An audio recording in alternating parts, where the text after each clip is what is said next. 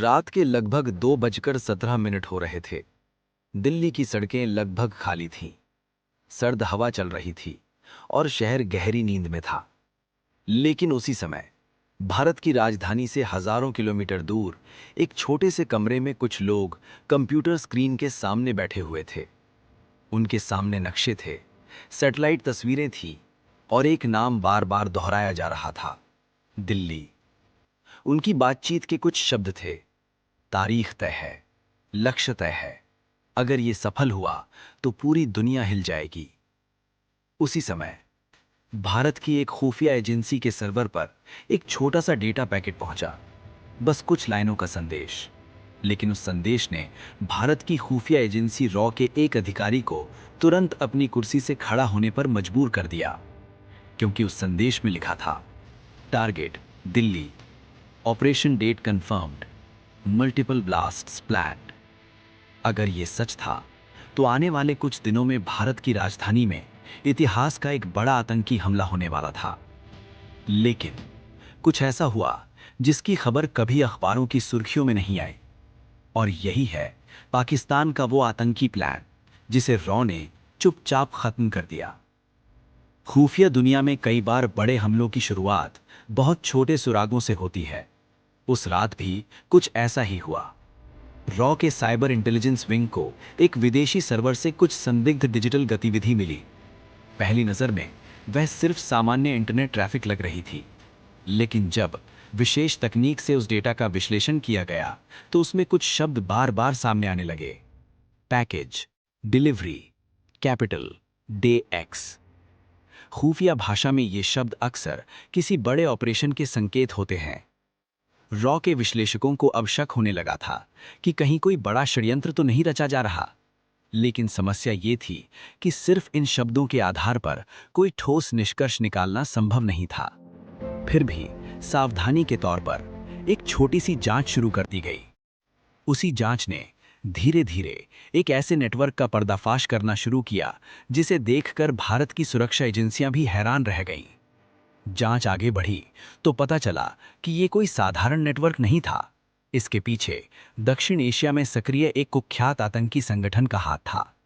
ये संगठन पहले भी भारत में कई हमलों की साजिश रच चुका था, लेकिन इस बार उनकी योजना काफी ज्यादा खतरनाक थी। खुफिया इनपुट के अनुसार उनका लक्ष्य था भारत की राजधानी दिल्ली में एक साथ कई धमाके करना। योजना ये थी कि भीड़-भाड़ वाले इलाकों में छोटे-छोटे विस्फोटक लगाए जाएं, ताकि कुछ ही मिनटों में पूरा शहर दहशत में डूब जाए। ऐसे हमलों का मकसद सिर्फ जान लेना नहीं होता, इनका असली उद्देश्य होता है देश की सुरक्षा व्यवस्था पर सवाल खड़े करना और पूरे समाज में डर फैलाना। लेकिन अभी भी रॉ के पास इस योजना के ठोस सबूत नहीं थे, और जब तक पक्के सबूत नहीं मिलते, तब तक किसी बड़े ऑपरेशन को शुरू करना संभव नहीं था। इसीलिए रॉ ने फैसला किया कि इस नेटवर्क के अंदर घुसपैठ करनी होगी। खुफिया एजेंसियों का काम अक्सर फिल्मों जैसा लगता है, लेकिन असल जिंदगी में ये उससे कहीं ज्यादा कठिन और जोखिम भरा होता है। रॉ ने इस मामले में एक विशेष टीम बनाई। इस टीम का काम था आतंकी नेटवर्क के अंदर घुसकर उनकी असली योजना का पता लगाना। इसके लिए भारत के एक एजेंट को गुप्त रूप से विदेश भेजा गया। उस एजेंट की पहचान आज तक सार्वजनिक नहीं की गई, क्योंकि ऐसे एजेंटों की सुरक्षा हमेशा गुप्त रखी जाती है। उसने महीनों तक एक नकली पहचान के साथ उस नेटवर्क के करीब पहुंचने की कोशिश की। धीरे धीरे उसे कुछ अहम जानकारियां मिलने लगी।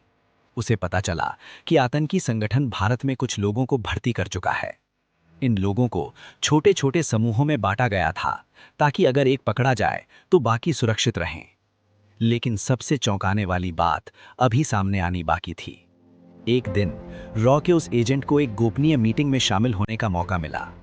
उस मीटिंग में कुछ वरिष्ठ आतंकी नेता भी मौजूद थे। वहीं पहली बार इस ऑपरेशन की असली तारीख सामने आई। एक राष्ट्रीय त्योहार, यानी वो दिन जब देश भर में लाखों लोग सड़कों पर होते हैं, जुलूस निकलते हैं, झंडे लहराते हैं और शहरों में भारी भीड़ होती है। अगर उस दिन दिल्ली में एक साथ कई धमाके हो जाते तो नुकसान का अंदाजा लगाना भी मुश्किल था। रॉ के एजेंट ने किसी तरह ये जानकारी भारत भेज दी। अब मामला बहुत गंभीर हो चुका था। जैसे ही रॉ मुख्यालय को यह सूचना मिली, दिल्ली में तुरंत एक गुप्त ऑपरेशन शुरू कर दिया गया। इस ऑपरेशन में रॉ के साथ साथ आईबी और दिल्ली पुलिस की कुछ चुनिंदा टीमें भी शामिल की गईं। लेकिन इस पूरे ऑपरेशन की सबसे खास बात यह थी कि इसे पूरी तरह गुप्त रखा गया। यहां तक कि सरकारी तंत्र के कई अधिकारी भी इसकी जानकारी से अनजान थे, क्योंकि अगर जरा सी भी खबर बाहर निकलती तो आतंकी अपने प्लान को बदल सकते थे। अब दिल्ली के कई इलाकों में गुप्त निगरानी शुरू कर दी गई। कुछ संदिग्ध व्यक्तियों पर चुपचाप नजर रखी जाने लगी। फोन कॉल्स, ईमेल और बैंक लेनदेन तक खंगाले जाने लगे। और धीरे धीरे जांच एक ऐसे मोड़ पर पहुंची जहां से सच्चाई साफ दिखने लगी। रॉ की जांच में पता चला कि दिल्ली में पहले से ही एक छोटा आतंकी नेटवर्क सक्रिय था। ये लोग साधारण जिंदगी जीते हुए सामान्य नागरिकों की तरह दिखते थे। कोई छात्र था, कोई दुकानदार, तो कोई मजदूर। लेकिन पर्दे के पीछे वे सब एक बड़े मिशन की तैयारी कर रहे थे। उनके पास विस्फोटक सामग्री लाने के कई अलग अलग रास्ते थे।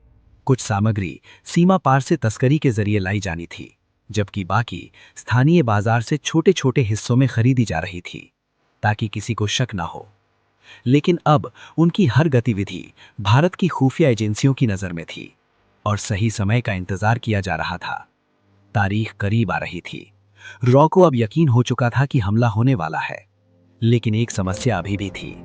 अगर जल्दबाजी में कार्रवाई की जाती तो पूरे नेटवर्क का पता नहीं चल पाता, और अगर देर हो जाती तो हमला हो सकता था। इसीलिए एक बेहद सावधानी भरी रणनीति बनाई गई।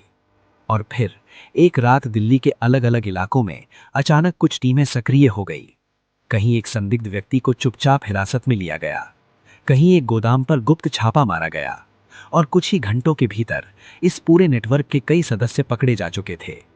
उनके पास से विस्फोटक सामग्री और कई नक्शे भी बरामद हुए, जिनमें दिल्ली के भीड़-भाड़ वाले इलाके चिन्हित किए गए थे। जांच में यह भी सामने आया कि अगर ये योजना सफल हो जाती तो दिल्ली में एक साथ कई धमाके हो सकते थे। इन धमाकों के लक्ष्य थे भीड़-भाड़ वाले बाजार, परिवहन केंद्र और सार्वजनिक स्थान।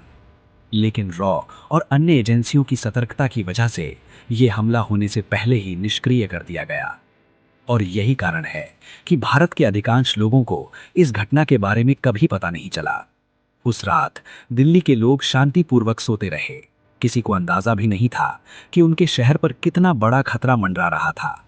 लेकिन कहीं दूर कुछ गुमनाम लोग अपना काम कर चुके थे। उन्होंने एक ऐसी साजिश को खत्म कर दिया जो हजारों जिंदगियों को तबाह कर सकती थी। और शायद यही वजह है कि भारत की खुफिया एजेंसियों के कई मिशन इतिहास के पन्नों में नहीं मिलते, क्योंकि वे शोर मचाने के लिए नहीं, बल्कि देश को सुरक्षित रखने के लिए चुपचाप पूरे किए जाते हैं।